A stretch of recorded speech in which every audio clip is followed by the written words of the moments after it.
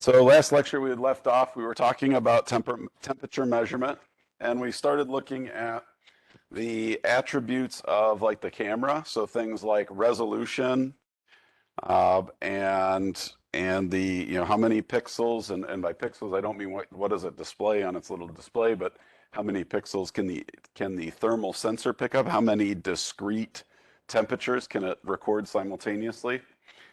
And then we looked at, then you pair that sensor with a lens that has some kind of a field of view.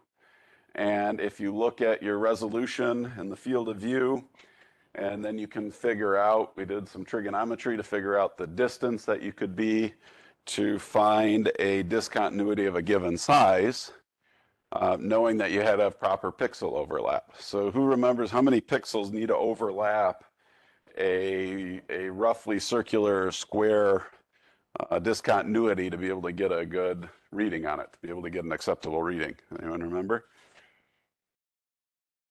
If you have a circular square, fairly symmetrical flaw, how many pixels have to overlap that area to get a positive reading? Okay. What's that? Nope, you're looking at, I think you're thinking the overall resolution. We were just talking about some resolutions for the example. But it's a 3 by 3, so 9, right? You got 3 horizontal, 3 vertical. So if you have a relatively square, if you have something that's more rectangular or oval, right, you may have to do like a 2 by 5. It's total, you want at least 9 pixels overlapping that, but if it's a roughly symmetrical flaw, then it would be a 3 by 3 square or some other, 1 by 9 or 2 by 5 or 3 by 3 kind of shape. And so we figured out, using trigonometry and the field of view, the angle of the field of view, what the how big or how small of a flaw we could potentially find at a given distance. Okay, so you will need to be able to do those calculations for both the lab and on a test of this. So just kind of keep that in mind. So today we're looking at the other part, and that the next part of temperature measurement is when we're using the camera, there are some things we need to take into account.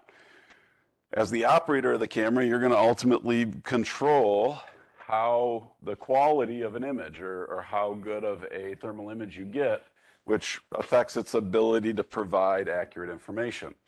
And so there are 3 parameters or three things that we can control during the image capture process that cannot be corrected in analysis or any kind of post-processing of the image.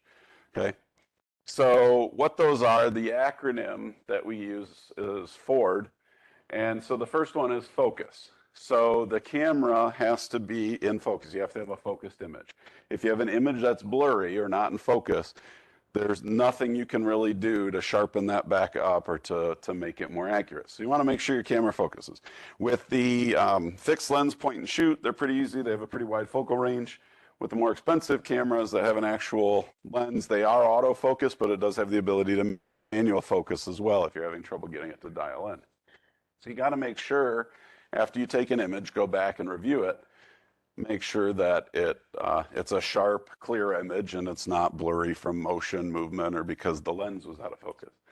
The next one is the range. And remember, we talked about the range on the cameras is not the range that's shown when you look at an image. It's not the range of temperatures that are present in the image, but it is the temperature range of the thermal sensor that you're using.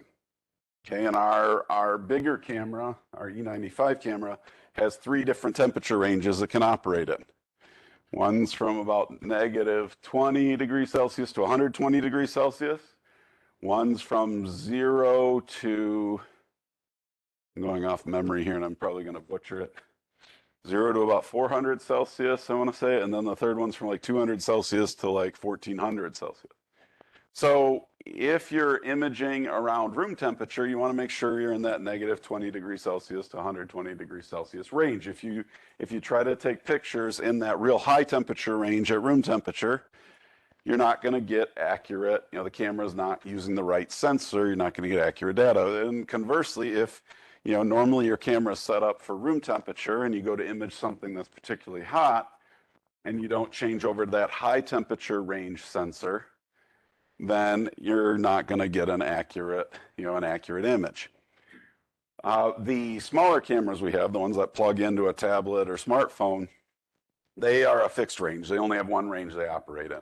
They go from about -20 to 200, and I want to say about 250 degrees Celsius. Again, going off memory, I'd have to go back a few slides to remember. But those are, those you don't have to worry about setting it because there's only one range. But for the most part, our camera, our bigger camera, the cameras we use, get left in the range that we would normally use, right? Unless somebody goes in and messes around with it. But you do want to verify that it's in the correct range. And then the last one is our distance. And we did the calculations for distance, what's our working distance. So the distance from the lens to the surface, which affects the pixel overlap at a given size. And so we have to know, or we have to take into account what size flaw are we expecting, what size indication are we expecting. And so what distance can we take measurements from to find the smallest flaw that we're supposed to find, or that we need to find. And we don't want to be any further away than that. We can always be closer. If we're closer, we're going to get better resolution, better picture. But if we're too far away, we won't get that. So that's what has to be correct. That's what you have to make sure you do correctly before you take an image or while you're taking an image. You can't change any of those or fix any of them after the fact. Okay. Now, there are other parameters that we can control in the camera, which we can go in and we can adjust as much as we want afterwards. It's a lot easier to set them correctly when you're taking your pictures, because then you don't have to go back into each picture and reset all these things. But if you do take a bunch of pictures and you realize, oh, I had the wrong emissivity programmed, I had the wrong reflected temperature, if one of these was off, we can always go back in and make changes to them during the post-processing phase of things known as thermal tuning or thermal image tuning. So these are the first one, and these are in order of importance. So you got to have these set correctly to get accurate temperature measurements. Now, some of these, some of them are very critical, kind of the first two. The rest of them, relative humidity, atmospheric temperature, object distance, for what we're doing, and for all intents and purposes, for what we're doing, they mean absolutely nothing. You could leave them set to 0 or whatever, and it's probably not going to make a big difference. Where those three come into effect, humidity, temperature, atmospheric temperature, and object distance, they come into effect if you're imaging from further away, because there's more atmosphere between you and the object that can affect your temperature readings. But the ones we have to get set correct in order for it to work is, the first one is that emissivity. We talked about that. What is emissivity early on in the lecture? How much energy does the object absorb and then re-emit from the surface? And it's a 0 to 1 scale. You can absorb and re-emit 100%, or you can not absorb any, and that would be 0%. Most objects are somewhere in between. And so we compare, in order to find that, we take a object, or a piece of tape in this case, with a known emissivity, and we put it on the surface we're going to be working with. We allow it to be at the same temperature, and then we can compare what's our temperature reading on that known emissivity piece of tape compared to the rest of our surface to figure out what the emissivity is of the rest of our surface. That's one of the steps you're going to have to do during the lab. Okay. But if so we're going to use 3M Super 33, or you can use Super 66 Plus. I don't have that. It's really thick and expensive. But 3M Super 33 Plus electrical tape has a known emissivity of 0.95. So we can compare to that to figure it out.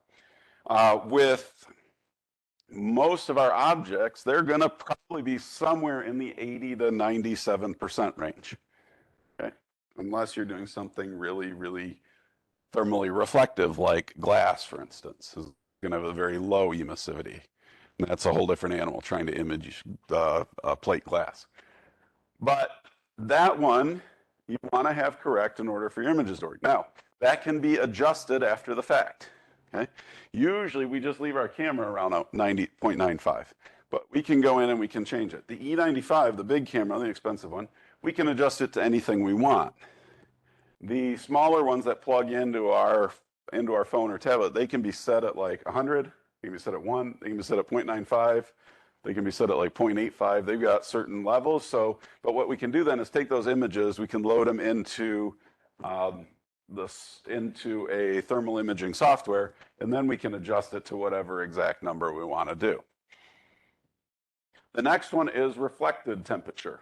And this is, we want to know, a certain amount of heat is not coming from the object itself, but rather off of other objects and things in the room, light bulbs, electrical wires, your body, right? That heat, that infrared energy is going to travel through the air. It's going to get to the object that we're working with, and it's going to bounce off of it. As well as, my body heat right now is bouncing off the whiteboard here. It's bouncing off the ceiling tiles. It's bouncing off the floor. So you've got all this thermal energy that's just bouncing around the room. And so we have to measure that so we can subtract it out from the temperatures we're getting. That's known as reflected temperature. And so we'll use our thermal camera to do that as well. And we use something called a diffuse reflector, which sounds all fancy and wonderful, but at the end of the day, it's a piece of cardboard with crumpled tinfoil in front of it. And that reflects energy from all different directions. Okay? The other three, relative humidity, you would have to have a hygrometer, or we oftentimes use humidity just from a weather report. Although just know the humidity indoors, and especially in the winter, is going to be lower than humidity outdoors because of relative humidity stuff. Atmospheric temperature, how warm is it in the room or outside or wherever you're taking your images. And then the object distance is we tell the camera how far away we are. And so what it then can do is it says, okay, if the camera is 10 feet from the object, the air that has this humidity and this atmospheric temperature is going to have this amount of effect on what it's seeing, right? We're looking through the air. You think about, you look outside across a blacktop road on a hot day, and what do you see? You get that wobbly, that heat effect, right? The thermal camera will be able to see that heat rising. So that's where this comes in. But when we're doing our imaging, we're going to be fairly close, within a couple feet of the plane. Okay, do you really get that wobbly, shimmery effect when you're only a couple feet away from something on a hot day? It's really if you're looking off in the distance, right? So the more air between, or the more distance between the camera and what you're imaging, the greater that effect. At the distances we're going to be working in the lab, relative humidity, atmospheric temperature really are going to have almost no effect. So it's good to set them. You're going to record them. You're going to put them in your lab report. But if you go in and make tweaks to them, you'll notice that the temperature readings aren't going to change much. If you go in and change your emissivity and change your reflected temperature, you'll see some big changes in the temperature readings. Okay, could be several degrees either direction. Okay. So after we've taken our images, made sure everything's good, adjusted our different parameters, made sure we had our Ford parameters correct, focus, focus, and focus, range, and distance. Then we're going to perform analysis. And so this goes back to the two different ways, whether we direct view or whether we perform some kind of calculations on it. Direct viewing for images, we're going to look at contrast. Okay, we're not as concerned about what is the temperature of the part. We know we either heated it up or cooled it down. What we're really going to look at is what is the temperature at this spot versus the temperature at this spot versus the temperature at this spot and this spot and this spot and this spot and this spot and this spot. We're looking at all those pixels, those thousands of pixels, and comparing the temperature from one to another. And the way we do that as humans, with our great color acuity vision, is a computer overlays colors for the different temperatures, and we can look at what those different colors are and how those colors change from this spot to this spot to this spot to this spot, right? How quickly they change, how big of a difference there is, we'll be able to see that. So we're going to perform qualitative analysis by looking at that. And it's great for trapped water and ice detection. It's great for looking at underlying structure. We saw that picture of the airplane where we talked about there was an electrical rack right behind right in front of the door, behind the pilot seats. And we could see, everyone remember that picture earlier? No, it was early on. Okay. But there are limitations. We looked at diameter versus depth. We want to have a wider, we want a wider discontinuity than something that's deep. But we're going to not find those narrow cracks. We're going to find those wide areas of delamination. Okay. Depending on the diffusion of the material, the diffusivity, it can change the way the contrast occurs. So materials with good diffusivity, you'll get more of a gradient from areas. Right? Areas with less diffusivity, you'll see a more defined, okay, maybe here's the area of disbond and here's the area that's not disbonded. So got to keep that in mind. Ultimately, when we're doing this direct viewing, there's a human element in that we're going to be performing the inspection. And so it's prone to things like bias, to things like human error. When I say bias, I mean I've looked, complacency. I've looked at these flaps 1,000 times. I've never found water ingress in them. Well, that dark spot, it's probably just some moisture on the surface, not down inside, right? So you want to be careful not to confuse that kind of thing. Surface temperature variations, if you're not careful in how the object has been, how the excitation took place, heated or cooled, that can affect your image. That's not looking at the internal, but rather what's going on at the surface, which is not what we want to be looking at. And you have to look at a sequence. So often you have to look at a couple images. So sometimes you're flipping between two or looking at how it changes over time. The other thing too is we want to make sure we're only looking at emitted radiation. It's very easy to pick up some reflected radiation and think that it's a hot spot, when in fact it's just the light, the heat from the light bouncing off of an object. When we do signal processing, we can oftentimes bring out things that we may not be able to see viewing the image in a raw format. It also allows us to, in many cases, automate the process. So if you have a production environment or a spot where you're doing this inspection, the same kind of inspection over and over, it may make sense to build some kind of an automated system to do it that can take that human error out of it. Can also take the cost of having a human do it out of it, right? But advantages, it's better repeatability. A computer or an automated system hopefully isn't going to get complacent. It's not going to get tired. It's not going to blink. It can have higher sensitivity. It can detect, we're looking at kind of a slight color change between areas. It's looking at the raw numbers. This area is 5.4 degrees Celsius, and this area is 5.5 degrees Celsius, and this area is 5.6 degrees Celsius. To that color may not be much different, but a computer can pick that up, real easily. It sees those different points. So that can be done to find things there, and that allows for better quantitative measurement. Where is that temperature change taking place? How big of an area is this temperature versus how big of an area is this other temperature? How quickly does it change from one temperature to another? Is it more gradual, or is it more defined where you get to like at the edge of an impact damage? It can be as simple as personal computers with infrared cameras, can be very complex with whole workstations, specialized computers that use specialized algorithms, specialized cameras where the computer controls the camera and the excitation source, things like flash. It can flash and take a picture within a couple milliseconds of each other to catch a very specific point in time during that excitation, de-excitation process. And so now we can find some of those lower aspect ratio discontinuities, the more deep cracks versus wider like a disbond or something.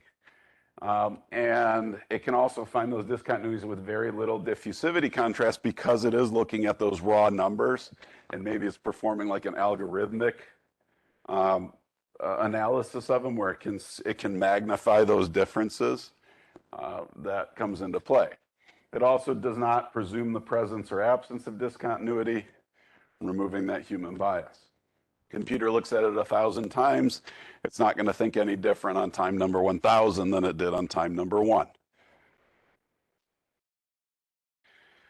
So where this is evident is if we take an image and we process it. So what we have here is the same image. So it's a graphite epoxy aluminum honeycomb. The top is your raw images. The bottom is then they've taken these raw images and run them through what's called a first derivative signal processing. I don't know the equation behind it. It increases the contrast is essentially what it's doing. And so what you have here, and this is a flash excitation process that they're showing here. So what happens is a light flashes that produces a certain amount of infrared energy. And then a camera is taking pictures in fairly quick succession at 0.3, 0.64, and 1.28 seconds after that light flashes. Okay? And you can see those pictures don't look significantly different, right? But when they run the thermographic signal reconstruction on it, you can see at various times you're able to pick up things like in the 0.3 second image, you can really start to see the weave of the carbon fiber. Right? You can see fiber orientation. And you can see there's some discontinuities, but they're really still limited to those 6 or so across the top, plus this one big one in the middle. You can see a few more things starting to show up. 0.64 seconds. So the 0.3, and what you're seeing here is the surface layer of the carbon fiber weave. 0.64, you're starting to see a little bit deeper into the material, the middle one there, where they've got some different features going on below that first layer of composite of carbon fiber cloth. Again, the top image doesn't look much different from 0.3 seconds or 1.28, but below now you can start to see some areas coming out. And then at the 1.28 second mark, you can see with image processing, you get a very good definition of, there are quite a few sample kind of flaws shown here. This is a test panel to show capability. It's not any kind of specific damage to an aircraft or anything. It's just showing, some of these may be areas of resin starvation. There's less resin than there should be between the layers. Some of these may be areas where there's extra resin. That's kind of where you tend to get dark areas. Some of them may be something's embedded in there, or even a disc bond. I don't know what all these are. I'd have to do more research to find out what the panel was. The article that I got this from does list what all the different discontinuities kind of were, but it's a mix of areas with high levels of resin, low levels of resin, there's either like a metal foil embedded in there, or a piece of plastic, like a layer, a circle of plastic embedded between the layers. So they're going to cause different, the thermal energy is going to transfer through the material. It's going to diffuse through the material at different rates, and then it's going to emit from the surface consequently at different rates. And so that's what you're seeing down here in this lower image on the right. Okay. Can also be done with a color overlay. So this is where we're doing signal processing and putting something in flash. When you're doing flash thermography, raw images, oftentimes it's very hard to see much of anything right away because it's such a small temperature change. On the left, it looks like one thing. It looks like a blue box. I promise you it is the same image. They just before and after imaging. It's not just a blue square that was put on there. But after you can start to, it allows you to define where that impact point is in this case. Okay.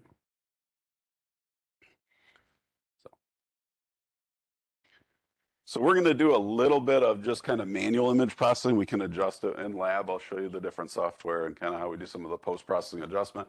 We're not running any kind of a regression analysis on it. We're not running any kind of equation-based, but we can do some what's called thermal tuning. We can change some of our scales.